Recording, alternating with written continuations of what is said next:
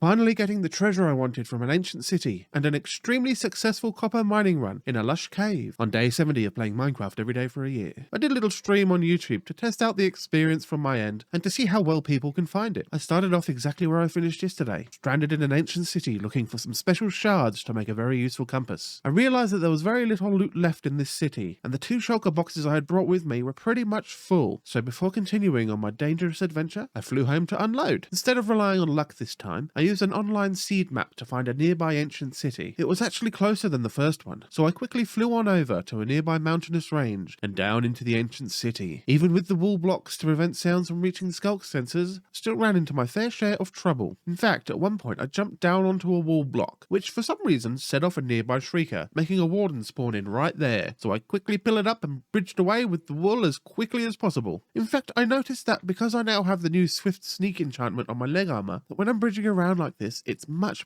faster. You have to sneak so that you don't fall off, but you move at normal speeds when you have the new enchantment equipped. Anyway, I continued to carefully loot the ancient city for a little while before heading home and creating the new compass that would lead me back to the last place I died, making it much easier to retrieve my dropped loot. And trust me, I will drop it a lot. My game was actually starting to run a bit slowly, so I messed with my settings a little and decided to cull my village to help with this issue. I'm always needing more copper for my big base build, so now I decided to go out for a quick caving adventure to see what I could rustle up. I actually found myself in a big lush cave network, and because it was so long and winding and very well lit up by the glowberries, I was able to find a ton of copper there. I completely filled up my inventory with raw copper, and being very lost by now, I decided that the best way out to be just to dig up. I got back to my mini super smelter setup and tried to figure out a way to get the ores more evenly distributed, but just ended up making things worse. So I put everything back the way it was, and made a note to myself to build a proper super smelter with a redstone unloader in the near future. Lastly, I used up some of the new copper blocks to build up the next circle on my big base build. The next layer up perfectly matched the previous one,